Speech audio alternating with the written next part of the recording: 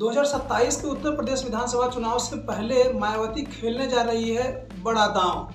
2027 के चुनाव से पहले कई नेता हाथी की सवारी कर सकते हैं। बसपा चीफ मायावती का यह मास्टर स्ट्रोक या मजबूरी। एक दशक से ज्यादा से सत्ता से बाहर चल रही हैं बीएसपी चीफ मायावती। ऐसे में अपने संगठन को मजबूत करने के लिए और 2027 में सत्ता की कुर्सी को पाने के लिए बसपा चीफ मायावती ने एड़ी चोटी का जोर लगा दिया है। सूत्रों के अनुसार बसपा सुप्रीमो मायावती उन नेताओं को बसपा में फिर से वापसी करा सकती हैं जो बसपा में कभी बड़ा चेहरा हुआ करते थे। या तो पार्टी ने उन्हें निष्कासित कर दिया या नेता अपने से पार्टी छोड़कर चले गए। 2024 के लोकसभा चुनाव से पहले ऐसे कौन कौन से नेता थे जो बसपा को छोड़ करके भाजपा या अन्य दलों में चले गए थे। सबसे बड़ा नाम आता है अम्बेडकर नगर के पूर्व सांसद रितेश पांडे का, जो कि 2019 में लोकसभा का चुनाव जीते थे और 2024 के लोकसभा चुनाव से पहले बसपा को छोड़ करके भारतीय जनता पार्टी में शामिल हो गए थे। वहीं पर पश्चिमी यूपी के बसपा के बड़े नेता मालूक नगर 2024 के लोकसभा चुनाव से पहले बीएसपी को छोड़ करके आरएलडी में चले गए थे और आरएलडी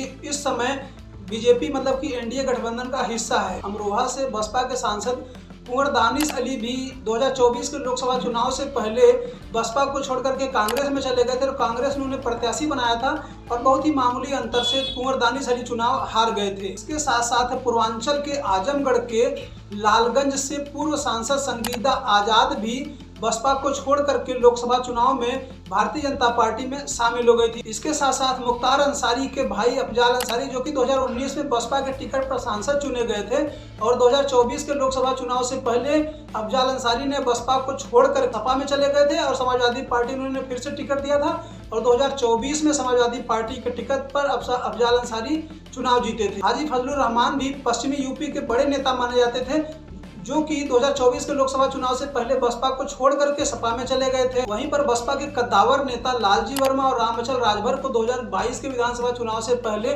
बसपा ने इन्हें पार्टी से निष्कासित कर दिया था। इसके बाद लालजी वर्मा और रामअचल राजभर ने समाजवादी पार्टी ज्वाइन कर ली थी और दोनों समाजवादी पार्टी से विधायक हैं।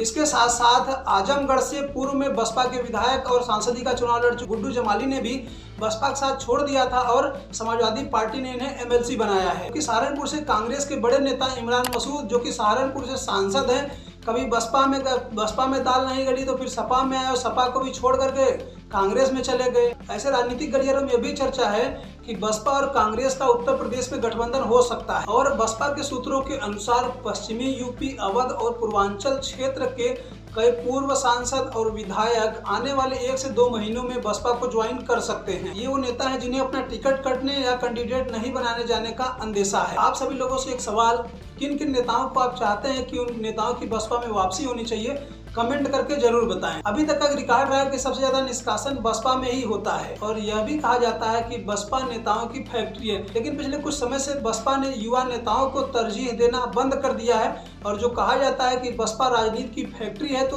फैक्ट्री से प्रोडक्ट आने भी बंद। जहाँ पर इस राजनीति से बसपा को फायदा हो सकता है, वहीं पर सपा को नुकसान हो सकता है। जितना अधिक बसपा मौजूद होगी उतनी ही कमजोर समाजवादी पार्टी होगी। बसपा 2007 वाला फार्मूला एक बार फिर से अपनाने जा रही है, जहां पर ब्राह्मण, दलित, मुस्लिम और पिछड़ों का साथ लेकर के 2007 में बसपा ने सरकार बनाई।